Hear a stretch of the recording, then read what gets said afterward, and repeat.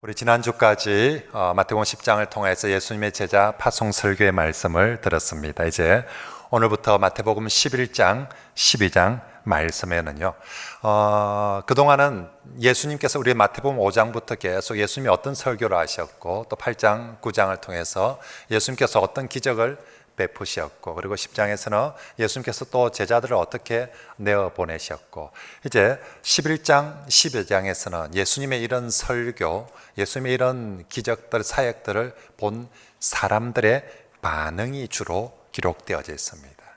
예수님이 이제 이렇게 설교하시고 이렇게 사역하셨는데, 과연 사람들은, 각기 종류가 다른 사람들은 과연 예수 그리스도의 말씀에, 예수 그리스도의 사역에 어떻게 반응할까? 그게 이제 사람들의 반응을 주로 11장과 12장에 모았습니다. 근데 안타깝게도 대부분의 사람들의 반응은 예수님을 불신앙과 거절로서 반응합니다. 그리고 그 거절의 정도는 11장보다 12장으로 갈수록, 뒤로 갈수록 훨씬 더 거절의 강도가 심해집니다. 그래서 12장에 가서는 급기야는 사람들이 예수님을 죽이려고까지 합니다. 예수님 더 이상 살려줘서는 안 되겠다, 죽여버리자. 마태복음 12장 14절에 바리새인들이 나가서 어떻게 하여 예수를 죽일까 의논하거늘.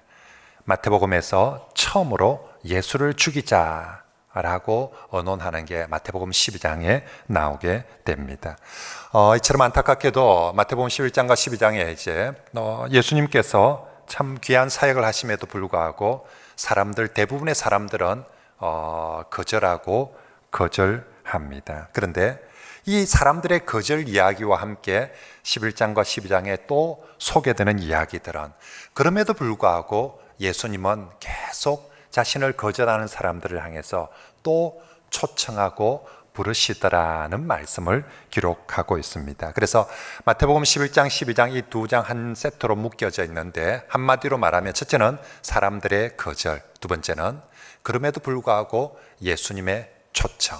이 이야기가 계속 반복해서 나옵니다. 그래서 처음에 사람들의 거절 이야기가 두 번 나오고, 그리고 예수님이 또 사람들을 초청하는 이야기, 그리고 다시 또 사람들이 거절하는 이야기가 두 번 나오고, 그럼에도 예수님이 또 초청하는 이야기, 그리고 나서 다시 또 사람들의 거절하는 이야기, 그리고 또 예수님 초청하는 이야기, 그렇게 12장까지 이루어져 있습니다. 그 중에서 이제 오늘 우리가 읽은 본문 제일 첫 번째 거절들, 제일 첫 번째 사람들의 거절이 오늘 본문의 세례 요한의 회의적인 반응입니다. 그리고 두 번째 거절은 고라신과 베세다, 20절에 보면 고라신과 베세다 사람들이 집단적으로 거절합니다. 예수님께서 온 유대와 갈릴리에 사역하셨는데 제일 많이 사역하신 세 도시, 예수님이 제일 많이 사역하신 세 도시를 복음의 트라이앵글이라고 합니다. 그 중에 두 도시가 고라신, 베세다, 그리고 하나는 제일 많이 사역하셨던 곳이 가버나움입니다. 그래서 가버나움, 고라신, 베세다 세 지역을 이렇게 이으면 삼각형이 된다고 해서 복음의 트라이앵글, 그곳에서 가장 많은 사역을 하셨는데, 결과는 사람들이 집단적으로 거절을 합니다. 그런데 20절에서 사람들의 집단적 거절이 나오는데, 그럼에도 불구하고 28절에 우리가 그렇게도 잘 알고 있는 그 유명한 주님의 초청의 말씀, 수고하고 무거운 짐진 자들아 다 내게로 오라고 예수님께서, 예수님을 향해서 예수 하고 환호하는 사람들이 아니라, 예수님이 계속 거절당함에도 불구하고 예수님은 그들을 수고하고 무거운 짐진 자들아 다 내게로 오라고 그렇게 초청해 주십니다. 이게 22장까지 세 번이나 이 사이클이 반복되면서 사람들은 계속 거절하고, 그럼에도 불구하고 예수님은 그런 사람들을 계속 초청하시는 말씀입니다. 그렇습니다. 성도 여러분, 2000년 전의 사람들이나 지금의 사람들이나 하나님의 아들 예수님이 이 땅에 오셨지만, 많은 사람들이, 물론 예수님을 영접하는 사람도 있지만 그 시절에도 지금도 훨씬 더 많은 사람들이 예수님을 거절했습니다. 우리 예수님께서 하나님 나라의 복음을, 생명의 말씀을 선포해 주고, 우리 예수님께서 죽은 자도 살리고 모든 병든 자들을, 가난한 자를 도우며 살리는데도 불구하고 사람들은 예수님을 거절했습니다. 예수님을 영접하기만 하면 하나님의 자녀가 될 수 있고, 예수님을 영접하기만 하면 죄 용서 받을 수 있고 구원을 받을 수 있음에도 불구하고 사람들은 예수님을 거절했습니다. 하지만 성경이 강조하는 바는 사람들이 그렇게 많이 거절했다라는 것이 아니라, 그런 거절에도 불구하고 예수님께서 계속해서 복음을 전하고 그들을 초청하셨다 하는 것을 훨씬 더 강조하게 됩니다. 그래서 우리 주님께서 정말 거절하는 그 사람들을 향해서 주님 자신이 나가서 초청을 하기도 하시고요. 때로는 10장의 말씀처럼 제자들을 보내어서 너희가 가서 또 부르고 초청해라고 제자들을 보내기도 하시고, 또 때론 예수님 성천하신 후에는 성령님을 보내어서 또 우리를 불러주시고, 그래도 말을 안 들으면 사건을 통해서든 사고를 통해서든 우리를 불러주십니다. 그리고 그 많은 부르심 때문에, 그 많은 부르심 덕분에 오늘 내가 예수 그리스도를 믿고 이 자리에 나와 있는 줄 믿습니다. 그러므로 오늘 본문들을 보면서, 우리가 이 말씀들을 보면서 먼저 정말 포기하지 않고 나를 부르신 주님께 감사하는 그런 성도들이 되시길 바랍니다. 저도 가만히 생각해 보면 이 말씀들을 준비하면서 하나님께서, 우리 주님께서 나를 예수 믿는 구원의 자리로 부르시기까지 얼마나 많이 부르셨는지, 저도 참 예수 믿기가 쉽지 않은 그런 인간형이었습니다. 따져야 되는 게 많고, 나름 하여튼 제가 생각하는 상식과 성경의 이야기들, 예수님과 너무너무 믿기 어려운 다른 것들이 많아서 어릴 때부터 교회를 다녔지만 참 예수를 믿기가 쉽지 않았습니다. 그런 제게 예수님 계속해서 불러주심으로 구원의 자리에 나올 수 있었습니다. 구원의 자리에 나오고 예수님을 믿고 난 후에 또 저를 목사로 부르시기 위해서 우리 주님께서 얼마나 많은 부르심이 있었는지 모릅니다. 참 많은 부르심을 외면했습니다. 거절했습니다. 무시했습니다.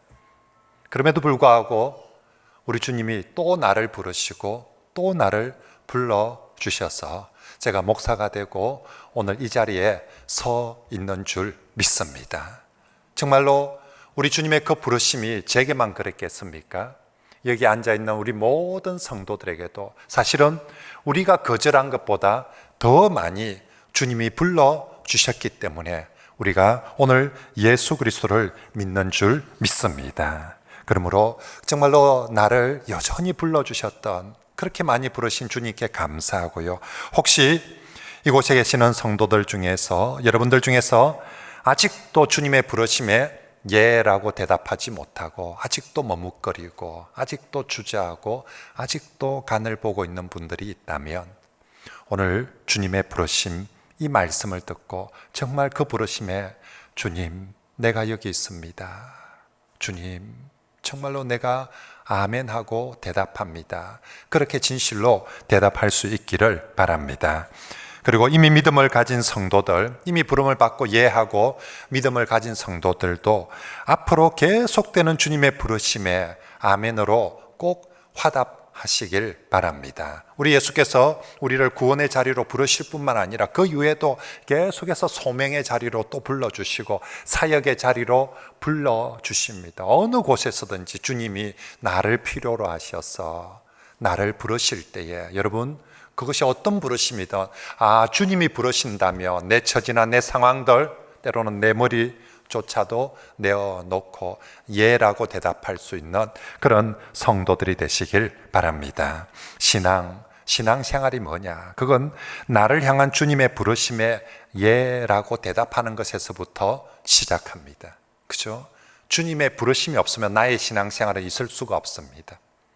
나의 신앙생활은 언제나 내가 자발적으로 내가 한번 해봐야지가 아니라 주님의 부르심에 내가 예라고 대답하면서부터 그렇게 나아가는 것입니다. 그리고 우리 또한 이제 예수님처럼 우리 주변의 사람들에게 우리도 이제 예수님처럼 파송을 받습니다. 예수님 자신이 직접 나가서 부르치기도 하고 어떤 땐 우리를 내보내셔서 우리 보고 부르라고 하십니다. 그럴 때 우리도 예수님처럼 참 많은 거절을 당할 것입니다. 그때 우리도 오늘 예수님을 기억하면서 낭망하지 말고 실망하지 말고 주님이 그 많은 거절을 당하셔서도 또 부르고 초청했던 것처럼 우리들도 우리 이웃들을 향해서 그렇게 부르고 초청할 수 있기를 바랍니다. 가만히 생각해 보면 예수님도 이렇게 거절을 많이 당했는데 내가 뭐라고? 내가 우리 주변 사람들에게 우리 가족에게 교회 가자고 예수 믿자고 한마디 했다고 아이고 그러지요. 예수님이 이렇게 좋은 설교하고 능력 보여주시면서 초청을 해도 사람들이 거절하는데 내가 뭐라고? 내가 한마디 했다고 사람들이 예 알겠습니다 그러겠습니까? 나도 예수님처럼 아니 예수님보다 더 많이 거절당할 수 있지만 오늘 우리 주님께서 우리에게 보여주신 것 그때 너 어떻게 해야 되느냐? 그죠? 우리가 예수님 나도 정인 되어 보려고 사명자 되어 하는데 다 거절만 합니다. 나 못하겠어요. 어떻게 방법 없어요? 예수님 뭐라 하겠습니까? 다른 방법 없다. 또 가는 거다. 나도 그랬다. 1번 안 되면 2번 하고 2번 안 되면 3번 하고 3번 안 되면 4번 이게 아니라 거절당하면 또 가는 거지. 또 가서 초청하고 또 손 내밀고 또 부르는 그 길밖에는 저와 여러분들이 예수 그리스도 그분이 우리에게 이게 사랑이다라고 이게 주님의 방식이다라고 보여주셨기 때문에 우리도 그렇게 우리의 이웃들 특별히 올해는 우리 불신 가족들 참 불신 가족이 왜 어렵습니까? 우리가 너무 많이 거절당해서 그렇거든요.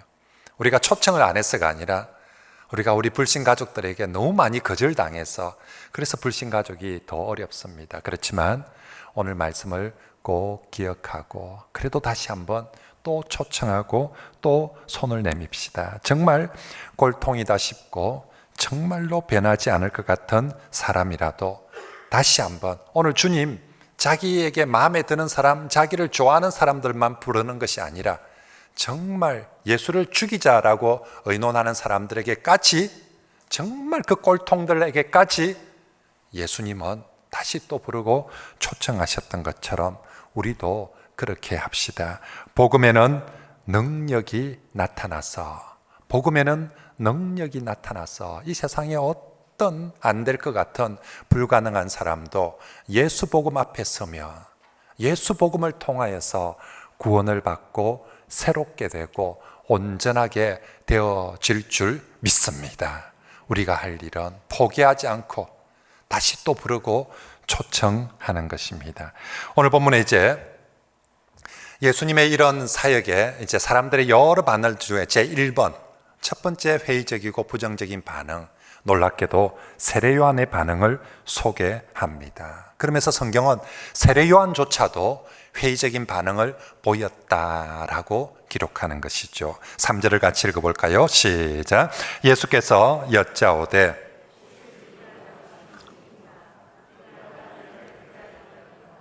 여러분 오늘 이 본문에서 갑자기 세례 요한이 등장하는 것이 좀 놀랍습니다.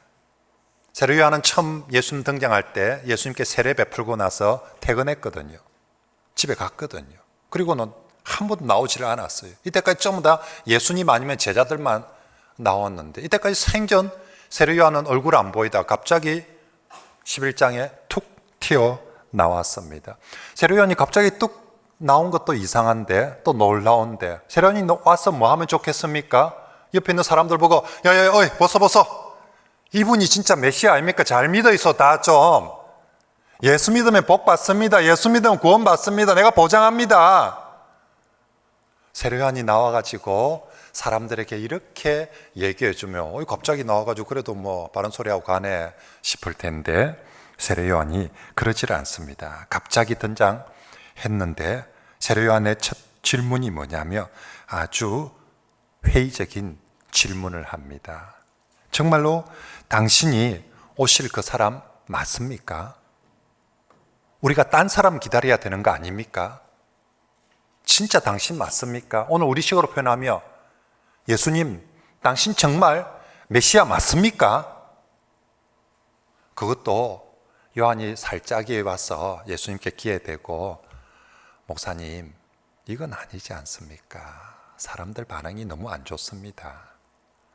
좀 고려해 주시고 다시 하면 어떻겠습니까? 뭐 이런 식으로 표현하는 것이 아니라 뭐 자기 제자들 다 보내가지고 저 예수님 제자 다 있는데 온 동네 다 있는데 대놓고 예수님 진짜 메시아 맞습니까? 이거 하고 질문을 하고 있는 것입니다. 물론 이 질문은 예수님을 아직 부정하거나 거절하는 것은 아닙니다. 하지만 이 질문이 다른 사람들이 했다면 좀 이해가 됩니다. 어떤 사람이 교회 와가지고 예수님 메시아 맞습니까? 예수님 살아있는 거 맞습니까? 하면 뭐 설명을 해주죠. 모르면 물어볼 수 있는 거고 충분히 이렇게 질문할 수 있는 거죠. 근데 오늘 본문이 심각한 것은 이게 세례 요한이 이렇게 질문하고 있기 때문에 이건 다른 사람들이 말하는 것보다 훨씬 더 충격적이고 여파가 크다는 것입니다. 오늘 마태의 관점에서 볼 때 아니 어떻게 세례 요한이 예수님께 저런 질문을 할 수가 있단 말인가? 우리가 볼 때 아니 장로님이 어떻게 목사님한테 그럴 수가 있노? 집사님이 어떻게 그럴 수가 있노? 아니 권사님이 어떻게 목사님한테 저렇게 말할 수가 있노? 싶은 게 지금 세례 요한이 예수님께 한 질문인 것입니다. 그래서 아니 사람들 중에 그래도 예수님을 제일 잘 이해하고 예수님을 잘 믿어야 되는 사람이 세례 요한 아닙니까? 다른 사람은 몰라도 세례 요한하고 예수님하고 어떤 관계입니까? 태 속에서부터 서로 교통하고 교제했던 관계입니다. 그리고 예수님 처음 등장했을 때 다른 사람 모두 예수님을 몰라봐도 세례 요한만큼은 예수님을 알아봤습니다. 그리고 예수님한테 세례 준 사람이 누굽니까? 바로 세례 요한 아닙니까? 세례 요한 자신이 예수님께 세례까지 베풀었거든요. 정말 당신한테 주님께 내가 세례를 베푼다는 게 말이 됩니까? 라고 하면서 정말 두렵고 떨리면서 세례까지 베풀었습니다. 그리고 자기 제자들에게 뭐라고 얘기하냐면 보라 세상 죄를 지고 가는 하나님의 어린 양이로다 라고 그렇게 소개했던 사람입니다. 그랬던 세례 요한이 지금 마태복음 11장에 와가지고는 난데없이 등장해가지고 예수님 당신 진짜 메시아 맞습니까? 라고 그렇게 질문을 하고 있으니 이건 온 동네 모두에게 사실은 충격적입니다.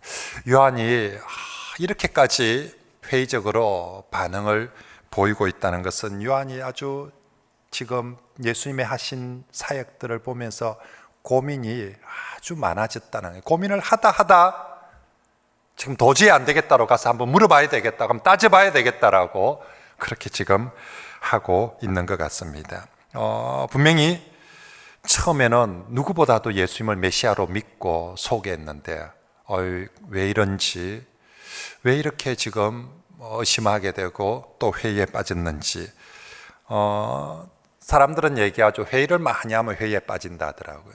그래서 회의는 짧게 하는 게 좋다라고 그렇게 하는데 세례 요한도 회의를 너무 많이 했을 거예요. 근데 2절에 보니까 요한이 지금 어디 있냐면 옥에 있어요. 감옥에. 감옥에서 회의할 게 그렇게 많지 않을 거예요. 그래서 세례 요한은 회의를 많이 해서 회의에 빠진 건 아닌 것 같습니다. 그러면 왜 누구보다도 예수님을 잘 믿어야 될 것 같은 이 세례 요한이 이런 회의적인 질문을 하게 됩니까? 그것은 예수님의 사역이 자신이 기대했던 메시아의 사역과 너무 다르기 때문입니다.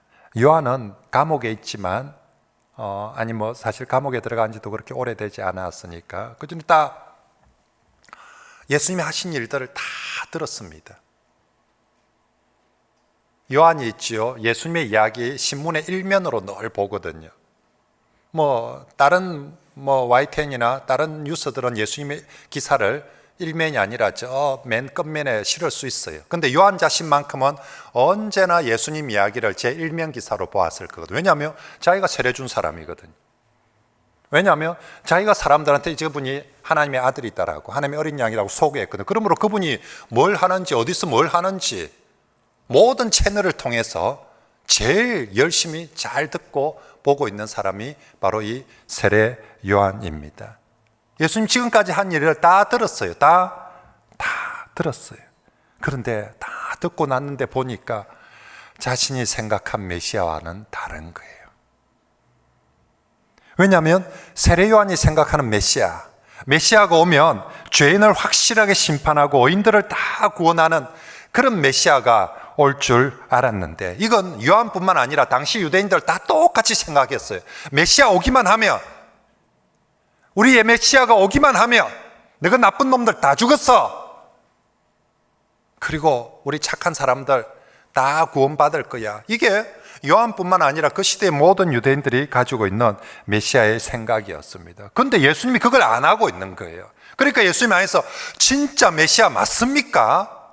라고 물어봅니다. 만약에 진짜 메시아가 맞다면 저 로마 정부부터 깨뜨려야 되는 거 아닙니까? 저거부터 심판을 해야 되는, 저 헤로당 못된 인간들, 저 권력자들, 저 로마 정부에 앞장서는 저 권력자들부터, 저 못된 인간들부터 다 심판하고 척결하고, 지금 요한처럼 감옥에 억울하게 갇혀있는 사람들, 착하게 사는데도 억울하게 정말 힘들게 사는 사람들, 이런 사람들 구원해주고 살려줘야 되는 것 아닙니까? 하는 것이죠. 물론 예수님이 병든 사람들 고쳐주고, 지난번에 예수님 부흥회도 잘했다면서요. 산 위에 올라가가지고 부흥회 하는데 사람들 엄청 모이고 막 은혜 받았다면서요. 지난주에는 제자들 파송도 하면서 설교도 했다면서요. 내가 다 들었어요. 근데 그 잘못했다는 게 아니라, 그래, 가난한 사람도 고쳐주고 산상 부흥회도 하고 해야지요. 근데 진짜 메시아라면 지금 그러고 있을 일이 아니지 않습니까? 목사님 진짜 제대로 목회를 하려면 저 못된 인간들부터 좀 심판을 하고 좀 벌을 줘야 되는 거 아닙니까? 그래야 사회 정의가 이루어지고 뭔가 제대로 좋은 사회가 올 것 아닙니까? 하나님 나라가 되든지 말든지 할 것 아닙니까? 지금 그렇게 메시아다운 게 뭡니까? 진짜 메시아라면 좀 우리 모두가 지금, 우리 유대인들 모두가 염원하는 게 뭔지를 알고 있지 않습니까? 여러분, 이건 당시 유대인들뿐만 아니라 오늘 우리 현대인들에게도 똑같은 생각과 질문들을 가지고 있지요. 오늘도 우리 많은 사람들이 진짜 하나님 살아있는 거 맞냐고, 진짜 예수님 계시는 거 살아있는 거 맞냐고, 하나님 있다면 왜 저 나쁜 인간들 저리 내버려 두냐고, 저 김정은이 같은 인간들은 왜 70년이 넘도록 저렇게 떵떵거리면서 망하지도 않고 살고, 착한 사람들 왜 이리 고생하느냐고. 지금 이 땅에 우리가 날마다 뉴스를 보면서도 온갖 비리를 하고 나쁜 놈들은 더 잘 먹고 잘 사는 것 같고, 정말 오히려 선량하게 살는 사람들은 고생하는 것 같고, 진짜 하나님이 살아있는 거 맞냐고. 교회 가봤더만은 교회도 똑같고 이래가지고 진짜 하나님이 살아있는 거 맞냐. 하나님 당신이 진짜 메시아입니까? 하나님 당신이 진짜 구원자입니까?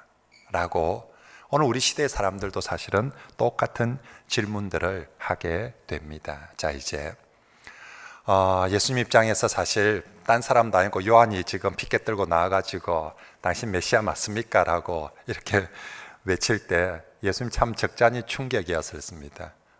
네가 왜 거기서 나와 그렇습니까? 그죠? 아니면 네가 왜 그런 질문을, 해필이면 니냐? 왜 해필 딴 사람도 아니고 네가 내한테 그럴 수 있냐? 사실 예수님 입장에서 사실 적지 않은 충격이었을 것입니다. 자, 이제 아무튼 지금부터는 예수님이 대답을 해야 됩니다. 뭐라고 대답을 해줘야 될까? 5절에 주님의 대답이 있습니다. 같이 읽어봅시다. 시작. 맹인이 보며 못 걷는 사람이 걸으며 죽은 자가 살아나며 가난한 자에게 복음이 전파된다 하라. 아멘. 여러분, 이 예수님의 대답이 저들에게 만족이 될까요? 예수님 이 대답 듣고 보니까 이야, 진짜 예수님 메시아 맞네, 우리가 예수님을 믿자, 이런 마음이 들까요? 제가 보기엔 그러지 않을 것 같아요. 훨씬 더 이 대답이 지금 세례 요한이나 유대인들에게는 훨씬 더 실망스러운 대답입니다. 지금 사람들이 질문한 의도가 뭡니까? 당신 정말 메시아 맞습니까? 왜 이런 질문을 던집니까? 기대하는 대답이 뭡니까? 예수님이 알겠다. 내가 너 그 마음 알겠다. 알았다. 그럼 내가 오늘부터라도 저 로마 내가 박살을 낼게. 내가 오늘부터라도 해서 너희들 독립 이루고 구원 이룰게. 저 헤롯 저 인간들도 내가 딱 썰어버리고.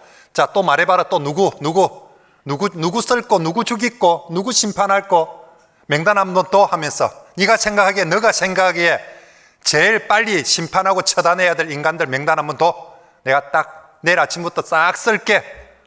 그러면 어이 이제 좀 시원하네. 이제 좀 아이고 이제 뭐 우리가 그러면 막 사람들이 예수 하면서 외칠 것입니다. 근데 예수님께서 그 대답을 하시는 것이 아니라 가서 요한한테 일러라. 지금까지 네가 들었던 대로 난 늘 가난한 사람들, 병든 사람들 구원했는데 앞으로도 그럴 것이다. 앞으로도 또 가난한 사람들, 약한 사람들, 병든 사람들 그들을 찾고 구원할 것이다 라고 말씀합니다. 그러면서 이 말로 끝나는 것이 아니라 6절에 한마디 더 붙여줍니다. 이 말도 꼭 전해라 라고. 6절 이번 주 우리 외울 말씀인데 한번 읽어볼까요? 시작. 나로 말미암아 실족하지 아니하는 자는 복이 있도다. 아멘. 여러분 무슨 말입니까? 메시아는 분명히 심판의 사역, 구원의 사역을 다 하시는 분이 메시아 맞습니다. 예수님 자신도 그걸 압니다. 자, 그런데 사역의 우선순위에 있어서 사람들이 생각하는 메시아는 뭐부터 하기를 바랬냐며 심판의 사역부터 하기를 원했습니다. 저 나쁜 인간들, 좀 메시아가 와가지고 특히 우리가 엄두도 못 내는 저 로마 같은 저런 나쁜 것들 메시아가 와서 좀 확 썰어주길 바랬습니다. 그런데 주님은 그걸 안 하는 거예요. 심판의 사역은 저 뒤로 미루어 두고 구원의 사역, 병들고 약하고 힘없는 사람들의 친구가 되어주고 위로자가 되어주고 그들부터 구원하는 사역부터 시작하시겠다는 것입니다. 그래서 실제로 예수님 생전에 마귀에 대한 심판은 하지만 사람에 대해서는 아무리 못된 인간이라도 어떤 사람에 대해서도 사람에 대해서 심판하지 않습니다. 어떤 죄인이라고 해서 죽이거나 벌을 주거나 그러지 않습니다. 예수님께서 나중에 바리새인들과 서기관들에게 화 있을진저라고 선포하지만 실제로 화가 임하는 것들은 다 뒤로 미루어 두십니다. 예수님 왜 심판을 하지 않고 심판은 전부 다 구원은 그렇게 즉각적으로 하고 부르시면 그렇게 즉각적으로 하는데 심판은 왜 모두 다 뒤로 미루어 두십니까? 그때는 예수님께서 심판하실 능력이나 지혜가 없기 때문입니까? 그렇지 않습니다. 언제나 예수님은 구원하실 수 있는 것처럼 언제나 심판하실 수도 있습니다. 하지만 그 심판은 뒤로 미루시는 것이 남은 시간 동안 한 사람이라도 더 많은 사람들을 구원하고자 하시는 주님의 뜻입니다. 특히 죄인이라고 사람들이 손가락질하는 죄인이라고 하는 사람, 악한 사람이라고 하는 생각되는 바로 그 사람들에게조차도 심판하기보다는 그들에게도 기회를 주고 복음을 전하여 구원하고자 하는 것입니다. 그래서 11장과 12장의 이야기들에는 그 많은 사람들의 거절이 나옵니다. 여러분, 사람들은 누가 제일 악하다고 심판의 1번 1호라고 생각하겠습니까? 로마가, 가이사가, 헤롯이, 아니면 자기가 생각하는. 그런데 예수님 입장에서는 누가 제일 악한 사람일까요? 강도입니까? 부동산 투기하는 LH 직원들입니까? 아니면 공무원들입니까? 예수님 보시기에는 누가 가장 악한 사람일까요? 사실은 예수님께는 예수님을 거절하는 사람이, 하나님의 아들 예수께서 오셨는데 예수님을 거절하는 사람들이 예수님 편에서는 가장 악한 죄인이지 않겠습니까? 그런데 11장과 12장은 바로 그 거절하는 악한 죄인들에게조차도 예수님은 바로 심판하지 않고 그들에게 또 기회를 주는 거예요. 그래서 또 부르시고 초청을 하는 거예요. 그런 인간들조차도 예수님은 살리고 싶은 거예요. 그런 인간들조차도 예수님은 구원하고 싶은 거예요. 그래서 심판은 뒤로 미루시고 나는 요한에게 가서 얘기해라. 나는 여전히 심판하는 일이 아니라 살리는 일, 구원하는 일, 특별히 그들이 가난하다며, 특별히 그들이 병들었다며 더욱더 그 가난하고 병든 자들을 살리고 구원하는 일을 하겠다라는 것입니다. 사랑하는 성도 여러분, 이제 우리가 이 예수 그리스도의 말씀과 예수 그리스도의 마음을 알고 들었으니 여러분, 우리가 이제는 예수님의 말씀을, 마음을 알고 예수 그리스도 편에 서서 예수를 따르는 성도들이 다 되시길 바랍니다. 예수님의 5절의 이 대답은 사실은 요한에게 참 실망스러웠을 것입니다. 그리고 같이 듣고 있던 유대인들에게도 역시 실망스러운 대답이었을 것입니다. 하지만 주님께서 왜 요한이 이 대답을 하며 실망스러워할 것 알면서도 왜 이렇게 대답하십니까? 나는 무조건 내 길을 갈 테니까 니는 이제부터 내 뜻에 따르든지 말든지 알아서 해라. 이제 니 삐지가 교회를 오든지 말든지 나는 이리 간다. 주님께서 지금 요한에게 그렇게 말하고 싶은 것입니까? 그러지 않습니다. 우리 예수님이 세례 요한 얼마나 좋아하시는데요. 다음 주 본문에 보면 알겠지만 예수님이 세례 요한을 보고 사람들에게 난 아들 중에서 가장 귀하다라고 인정해 주시는 게 세례 요한입니다. 그러므로 예수님께서 오늘 이 말씀을 요한에게 들려주시는 것은 내 뜻은 심판하는 것은 미루고 계속해서 내가 병들고 가난하고 약한 사람들 구원하는 것부터 먼저 할 것이다. 요한아, 네가 내 뜻에 따라주면 안 되겠니? 네가 내 편이 되어주면 안 되겠니? 나로 말미암아 내가 이렇게 하려고 하는 이것으로 인해서 실족하지 않는 자가 복되다. 나는 네가 이 말 듣고 삐지가지고 이제 교회 안 오고 나 이제 예수님하고 이제 안 할랍니다 하고 가지 말. 그러면 네가 아무것도 얻을 것이 없지만 내가 하고자 하는 이 사역, 이 일들에 네가 실족하지 아니하고 네가 함께 한다며 그게 정말로 이 땅에 네가 정말 복되게 살아가는 길이다 라고 말씀해 주는 거죠. 오늘 6절에 복이 있도다 이 말씀, 우리가 예수님 처음 산상설교를 하면서 8가지 복을 선포하셨습니다. 심령이 가난한 자는 복되도다 라고 그 8가지 마카리오 이 복을 선포하고 나서 처음으로 다시 복을 선포하는 게 오늘 이 9절입니다. 어떤 사람들이 정말 복되다고요? 내게 마음을 맞추고 내 편이 되어서 나로 말미암아 삐지거나 실족하는 사람 말고 내가 하고자 하는, 물론 너희들 생각과는 달라요. 내가 하고자 하는 것이 너희들이 기대하는 것과는 다르지만 여전히 내 생각에 맞추고 내 편이 되어주는 사람이 뭐가 있다? 복이 있도다. 이 사람이 진짜 하나님 나라를 누리게 되고 하나님 나라의 복을 누리게 된다라고 말씀을 하고 있는 것입니다. 그러므로 사랑하는 성도 여러분, 우리가 오늘 말씀을 듣고 이제는 내 생각, 내 방식이 아니라 이제 우리 주님의 생각, 주님의 방식에 내 자신을 맞추고 순종하고 따르는 그런 성숙한 성도들이 되시길 축복합니다. 우린 자꾸 신앙생활 하면서 예수님이 내 편이 되어주기를, 예수님이 내 생각에 동의해주고 예수님이 내 생각에 따라주고 그러면 좋은 예수님이고, 안 그러면 실망하고 이제 교회 안 올 기도 하고 목사님도 소용없고 장로님도 교회도 필요 없고 예수님도 필요 없고 다 보니까 내 말은 안 들어주고 다 그래 하던데, 그게 아니라 이제 요한아, 네가 내 생각을 알고 네가 내 뜻을 알고 따라주면 안 되겠니?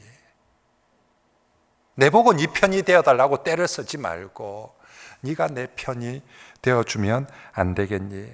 그게 진짜 신앙인의 길이고 제자의 길이고, 그리할 때 하나님 나라가 너에게 이루어지는 것이다 라고 말씀하는 거죠. 여러분, 우리가 예수님을 믿을 때 어떻습니까? 예수님이 내 생각, 내 방식에 맞추어주면 참 좋은 예수님이다, 니도 믿어봐라 이라고. 목사님도 어떻습니까? 어떤 목사님이 좋습니까? 아이고 내 생각을 잘 들어주고 내가 원하는 방식대로 다 해주면 아이고 우리 목사님 설교도 잘하시고 목회도 잘하신다면서. 근데 내 방식이 안 맞으면 뭐 저래 할 거 하고 왜 저렇고. 우리가 정말로 예수님이 자꾸만 내 방식에 맞춰줘야 교회 생활도 좋고, 교회도 전부 다 내가 원하는 방식대로 내 스타일대로. 만약에 그 시절이나 지금이나 예수님이 그렇게 해서 좋은 예수님 되려고 했다면 오늘 아마 목사도 그렇거든요. 우리 이 많은 교인들 사람들 방식 스타일 다 맞춰주고 예 알겠습니다 그리하죠 예, 참 좋은 목사님이죠. 그래가지고 교회가 정말 하나님 나라가 되겠습니까? 그럼 결국 저거 나라죠. 자기들 나라죠. 그죠? 예수님은 이 땅에 저거 나라를 당신들의 천국을 만들려고 하는 것이 아니라 하나님 나라를 이루어 가시고, 그게 가장 복되게 살아가는. 그래서 지금 요한에게 네가 말하는 너가 말하는 방식대로 하나씩 맞춰가며 오히려 그건 정말 하나님 나라가 아니라 지옥 되어 버린다. 요한아, 네가 내 편이 되어다오. 내가 지금 하는 말을 이해하고 함께 따라다오라고 하는 것입니다. 여러분 가만히 생각해 보면 우리도 신앙생활 하면서 때로는 예수님께 실망을 하기도 합니다. 교회에 대해서 실망하기도 하고 예수님께 대한 실망하기도 합니다. 세례 요한처럼 진짜 하나님 살아있는 거 맞나? 내가 그렇게 기도하는데, 내가 그렇게 하는데도 안 되고. 여러분, 우린 왜 예수님께 실망을 했더랬습니까? 왜 정말 하나님 살아있는 거 맞냐라고 의문을 품었습니까? 다 나 중심으로 생각하고 나 중심으로 판단했기 때문 아닙니까? 내가 가만히 생각해 보면 내가 정말 실망했을 때 철저하게 내 생각에는 이래야 되는데 내 생각대로 맞지 않고 내 판단대로 맞지 않을 때 우리가 실망하고 교회를 오니 가니 많이 그러지 않았습니까? 여러분, 이제 정말로 오늘 예수님께서 요한에게 이 말씀 주시는 그 마음의 의미들을 꼭 알고, 우리가 이제 물론 초신자들도 우리 교회 지금 있겠지만 그래도 우리가 매주마다 이 마태복음을 통해서 예수님 말씀을 계속 듣고 있는데 이제 좀 어떻습니까? 우리가 예수님 편이 되어 줍시다. 우리가 좀 내 생각보다 예수님 생각에, 저는 믿습니다. 내 생각보다 예수님 생각이 높고 더 지혜롭고 진짜 그것이 구원을 이루는 방식인 줄 저는 믿습니다. 만약에 여러분들도 그것을 믿는다면 이제 우리의 삶이 우리가 예수님 편이 되어주는 그런 성도들의 삶이 되길 축복합니다. 우리 주님 말씀합니다. 그게 진짜 복 있는 사람이라고. 그죠?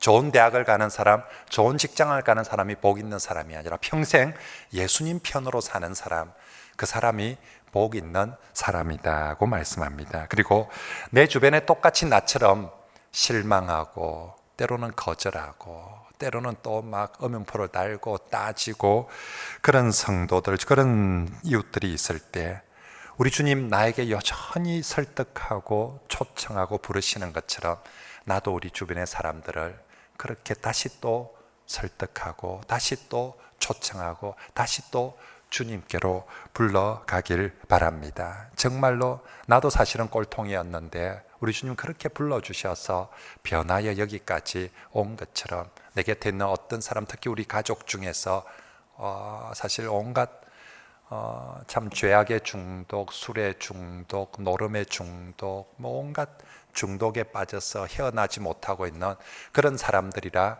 할지라도 우리가 그들을 계속해서 복음 앞에, 예수 앞에 서지 않고는 치유되지 않거든요. 구원될 수 없거든요. 그렇기 때문에 우리가 거절당해도 다시 한 번 더 또 초청해서, 특별히 우리 가족들 중에 올해는 우리가 꼭 주님 앞에 다시 서게 하여서 내가 주님의 부르심으로 구원받았던 것처럼 우리의 가족도 우리의 이웃도 그렇게 주님의 부르심을 통해서 구원을 받고 새롭게 되는 그런 복된 인생이 될 수 있기를 축복합니다.